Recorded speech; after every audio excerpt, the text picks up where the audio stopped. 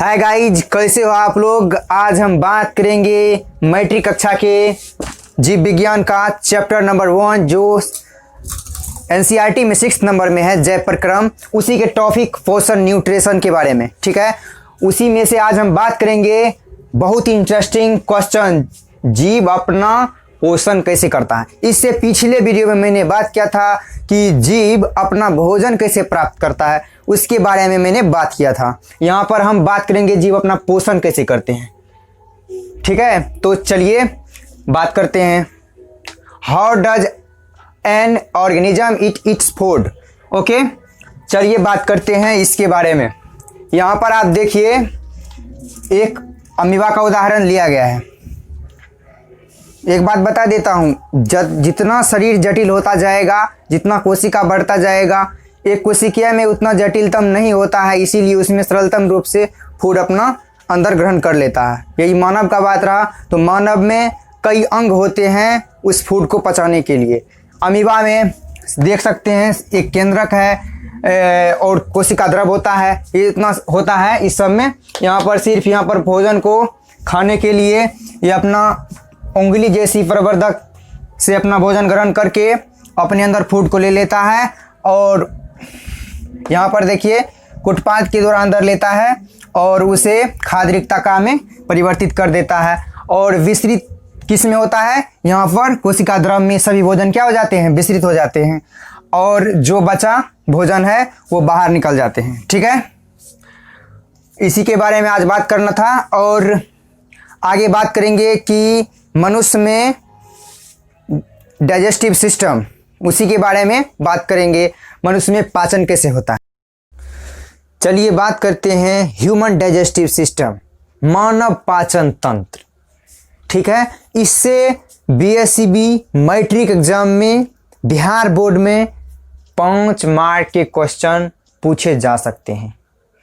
कई बार ये डायग्राम पूछा गया है कि ह्यूमन डाइजेस्टिव सिस्टम का आप चित्र बनाइए, चित्र सहित वर्णन कीजिए, मनुष्य पाचन तंत्र का वर्णन कीजिए। कई बार पूछा गया है।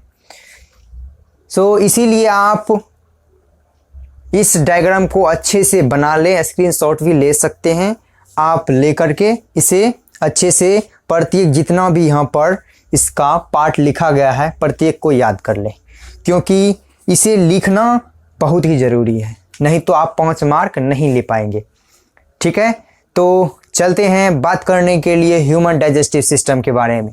पहले इसके कुछ पॉइंट्स हम जान लेते हैं, उसके बाद बात करेंगे कि ये प्रत्येक टॉपिक क्या है और किस प्रकार काम करता है, ठीक है। पहले जानते हैं टॉपिक के, पहले हम पॉइंट्स की बात कर लेते हैं। इसके कुछ वीवीआई पॉइंट्स लिखाए गए हैं, यहाँ पर आप इसे लिख सकते हैं। आहार नाल मुंह से गोदा तक का एक बहुत बड़ा लंबी नली है, यहां से लेकर यहां तक का नली ये आहार नाल है, ठीक है, ये बहुत बड़ा है। दूसरा पॉइंट है भोजन को चबाकर हम इसलिए खाते हैं क्योंकि हमारे आहार नाल का स्तर बहुत कोमल होता है। भोजन को चबाकर इसलिए खाना पड़ता है क्योंकि हमारे आहार नाल का स्तर बहुत ही कोमल होता है, इसीलिए चबाकर खाना पड़ता है। यदि हम भोजन को अच्छे से चबाकर नहीं खाते हैं तो हमारे पेट में दर्द होने लगता है, जलन होने लगता है, ठीक है। इसीलिए भोजन को चबाकर खाना चाहिए, क्योंकि हमारे डाइजेस्टिव सिस्टम में इसे पचाने में बहुत कठिनाई होती है। यदि हम नहीं चबाते हैं तो आप चबा करके खाएं, ठीक है। अब बात करते हैं अगले पॉइंट के। जब हम अपनी पसंद की कोई चीज़ खाते हैं तो हमारे मुंह में पानी आ जाता है। यह पानी, यह जल एक मामूली जल नहीं है, बल्कि लार ग्रंथि से निकलने वाला एक रस है जिसे लाला रस या लार बोलते हैं। ये बहुत ही वीवीआई है, आप इसे लिख लीजिए। भोजन खाने के बाद उसका दूसरा पहलू उसकी जटिल रचना है, जिसे खंडित करने के लिए जैव उत्प्रेरक का उपयोग होता है, जिसे एंजाइम कहते हैं। भोजन जब हम खा लेते हैं तो उसे खंडित करने के लिए हमें जैव उत्प्रेरक की उत्पत्ति उसका उपयोग आ जाता है, उसकी हमें ज़रूरत पड़ जाती है। इसीलिए जैव उत्प्रेरक भोजन को खंडित करने में सहायक होता है, इसीलिए उसका ज़रूरत पड़ता है। क्योंकि जैव उत्प्रेरक खंडित नहीं करेगा तो हमारा भोजन पचने में बहुत कठिनाई होगी। ठीक है, जैव उत्प्रेरक एंजाइम, ठीक है, जिसे एंजाइम बोलते हैं या कहते हैं, वही जैव उत्प्रेरक है। एंजाइम एक प्रकार का प्रोटीन होता है, आप सभी को पता होगा। ठीक है, लार में भी एक एंजाइम होता है जिसे लार एमिलेस कहते हैं, ये भी कई बार पूछा गया है, जो मंड जटिल अणुओं को शर्करा में खंडित कर देता है। पाचन का एक कार्य अमाशय के भित्ति में उपस्थित जठर रस के द्वारा होता है, संपन्न होता है। ठीक है, मैंने बात किया इस पॉइंट का बहुत ही विस्तार से। ठीक है, अब हम आगे पॉइंट की बात करेंगे, उसके बाद इसके बारे में बात करेंगे। आप समझ गए होंगे। ठीक है, चलिए आगे चलते हैं। चलिए बात करते हैं आगे पॉइंट की। ठीक है, यहां पर पॉइंट है, जठर ग्रंथि से हाइड्रोक्लोरिक अम्ल एक प्रोटीन पाचक एंजाइम पेप्सिन तथा श्लेष्मा स्रावित करता है। जठर रस क्या क्या स्रावित करता है? हाइड्रोक्लोरिक अम्ल, प्रोटीन, पाचक एंजाइम पेप्सिन, श्लेष्मा। ठीक है, ये सभी जठर रस स्रावित करती है, जठर ग्रंथि स्रावित करती है। हाइड्रोक्लोरिक अम्ल एक तैरता हुआ माध्यम उत्पन्न करता है। आप सोचेंगे कि हाइड्रोक्लोरिक अम्ल की कार्य क्या है। यहाँ पर देखिए, हाइड्रोक्लोरिक अम्ल क्या कार्य करता है? एक तैरता हुआ माध्यम प्राप्त बनाता है। ठीक है, पेप्सिन की क्रिया में सहायक करता है। ठीक है, वह तैरता हुआ माध्यम पेप्सिन की कार्य में सहायक होता है। अब आप सोचेंगे कि अम्ल का कार्य क्या होता है? समान परिस्थितियों में श्लेष्मा अमाशय के आंतरिक स्तर की अम्ल से रक्षा करता है। ठीक है, यह अम्ल का कार्य होता है। अमाशय से भोजन छोटी आंत में प्रवेश कर जाता है। ठीक है, अमाशय से भोजन क्षुद्रांत, जिसे छोटी आंत बोलते हैं, उसमें प्रवेश कर जाता है। इससे इस आंत में, इसमें प्रवेश कर जाता है डायरेक्टली भोजन, इसमें। ठीक है, इसमें प्रवेश कर जाता है। अमाशय से डायरेक्ट क्षुद्रांत में भोजन प्रवेश कर जाता है। यह अवरोधिनी पेशी द्वारा नियंत्रित किया जाता है। ठीक है, विभिन्न जंतु में छोटी आंत की लंबाई विभिन्न होती है। ठीक है, जैसे विभिन्न जंतुओं में छोटी आंत की लंबाई उनके भोजन करने के अनुसार अलग अलग होती है। जितना भी जंतु है सबके भोजन ग्रहण करने के तरीके अलग हैं। उसके भोजन ग्रहण करने के तरीके पर निर्भर करती है उसकी छोटी आंत की लंबाई। ठीक है, यहाँ पर समझाया गया है, घास खाने वाले शाकाहारी जीव को सेल्यूलोज पचाने के लिए लंबी छोटी आंत की आवश्यकता होती है। बड़ा सा छोटी आंत की आवश्यकता होती है घास के सेल्यूलोज पचाने के लिए। घास में क्या होता है? सेल्यूलोज होता है। ठीक है, सेल्यूलोज पचाने के लिए छोटी आंत की आवश्यकता होती है, बड़ी आंत की? बड़ी आंत की। ठीक है, सॉरी, छोटी बड़ी आंत की, मतलब छोटी आंत है वो बड़ा होना चाहिए। ठीक है, और आंत की आवश्यकता होती है। तथा मांस खाने वाले के लिए भोजन पाचन सरल हो जाता है, इसीलिए बाघ जैसे प्राणी की क्षुद्रांत छोटी होती है, यानी कि छोटी आंत छोटी होती है। अब मैं समझाता हूँ। शाकाहारी जीव को ले लीजिए और मांसाहारी जीव को ले लीजिए। शाकाहारी जीव घास खाती है और मांसाहारी क्या खाती है? मांस खाती है। ठीक है, शाकाहारी जीव घास खाती है, इसीलिए घास में क्या होता है? सेल्यूलोज होता है। सेल्यूलोज को पचाने के लिए बड़ी छोटी आंत की आवश्यकता होती है, बहुत बड़ी छोटी आंत की, यानी कि इसीलिए कई बार एग्जाम क्वेश्चन पूछ भी दिया जाता है कि घास खाने वाले जीव की अपेक्षा मांस खाने वाले जीव की आंत की लंबाई होगी छोटी बड़ी, इनमें से कोई नहीं, ये सब ऑप्शन दे दिया जाता है। ठीक है, ये आपको समझ लेना है और इस प्रकार के क्वेश्चन को अच्छे से बना लेना है। ठीक है, अब मैं क्या बात कर रहा था? हाँ, घास खाने वाले और मांस खाने वाले जीव की आंत के बारे में। तो इसमें सेल्यूलोज पचाने के लिए बहुत बड़ा छोटी आंत की आवश्यकता होती है और मांस खाने वाले जीव में भोजन को पचाना सरल हो जाता है, इसीलिए उसे छोटी आंत छोटी भी होगी तो चलेगा। ठीक है,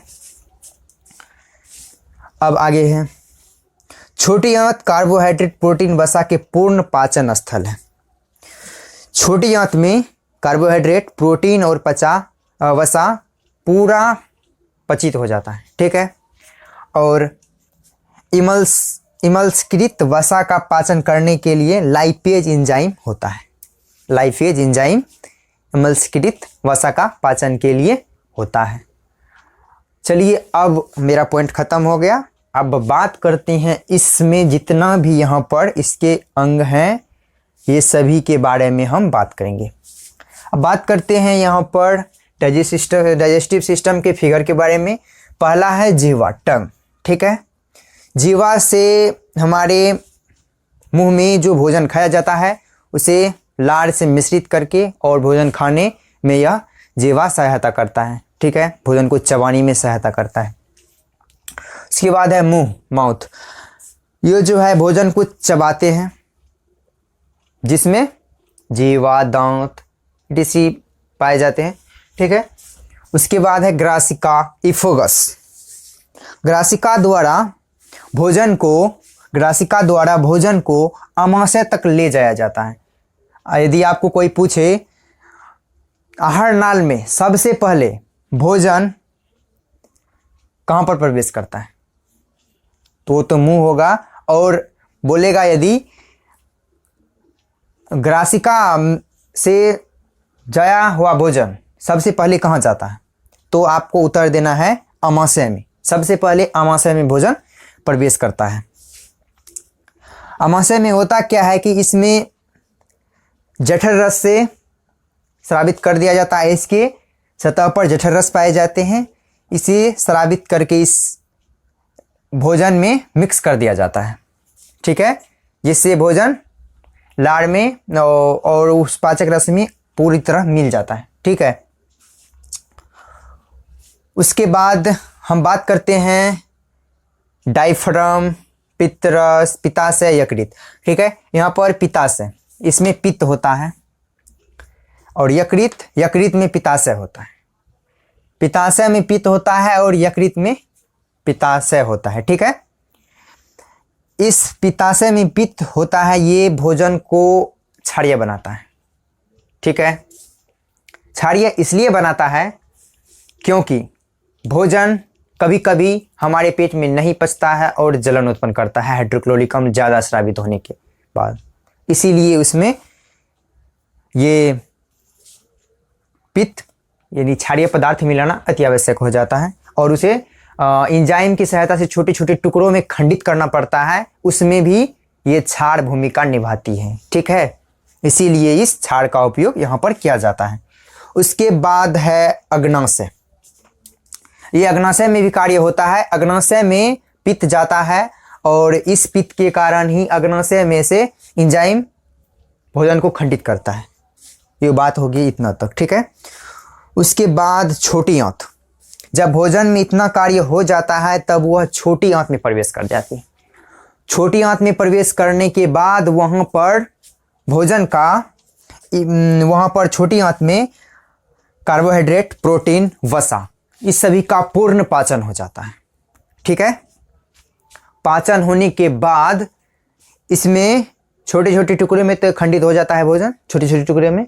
ठीक है, उस छोटे छोटे टुकड़ों में से कार्बोहाइड्रेट, प्रोटीन, वसा अलग अलग हो जाता है। ये सभी क्षुद्रांत्र में उंगली जैसी प्रवर्धक निकली होती है, जिसे दीर्घरौम बोलते हैं, उसके द्वारा अवशोषित कर लिए जाते हैं। उससे अवशोषित करने के बाद भोजन को उस ऊर्जा में परिवर्तित कर दिया जाता है। भोजन को तब कोशिकाओं तक ले जाया जाता है। कोशिकाओं तक, उस कोशिकाओं में ये भेज दिया जाता है। प्रत्येक कोशिकाओं तक ले जाया जाता है और कोशिकाओं में भेज दिया जाता है। और कोशिकाओं में एडेनोसाइन ट्राइफॉस्फेट एटीपी माइटोकॉन्ड्रिया द्वारा ऊर्जा उत्पन्न करके हमारा बॉडी चलता है। ठीक है, उसके बाद बात रही बड़ी आंत बृहद, ठीक है, बृहदान्त्र, उसकी बात रही। बृहदान्त्र का कार्य है कि जो अनपच यानी कि जो भोजन नहीं पच पाया, ठीक है, उस भोजन को बृहदान्त्र में छोड़ दिया जाता है, ठीक है। और बृहदान्त्र में छोड़ने के बाद, बड़ी आंत में छोड़ने के बाद उसमें असंख्य दीर्घग्राम प्रवर्धक होती है, उससे जल अवशोषित कर लिए जाते हैं, ठीक है। उससे जल अवशोषित करने के बाद गुदा द्वार द्वारा उसे बाहर निकाल दिए जाते हैं, मल को, ठीक है। इतना तो भाई समझ में आ गया, ठीक है। अब समझ में आ गया होगा। आप लोग फाइनल ही इस फिगर को बना लें, क्योंकि एग्जाम में बार बार पूछे जाते हैं, इसीलिए मैं बोल रहा हूं, ठीक है। मुझे भी पूछा गया था, तो कमेंट में ज़रूर लिखिएगा कि यह वीडियो कैसा लगा आप लोगों को। यदि थोड़ी सी भी अच्छा लगा हो तो आप प्लीज़ लाइक कर दीजिए, मेरे चैनल को सब्सक्राइब कर दीजिए। जो बच्चा 10th में पढ़ रहा है उसके साथ ज़रूर शेयर कर दीजिए, ताकि उसे भी लाभ मिल सके, ठीक है। आपको भी लाभ मिल सके, मुझे भी लाभ मिल सके। तो ठीक है, चलते हैं। आज की वीडियो में इतना ही। धन्यवाद।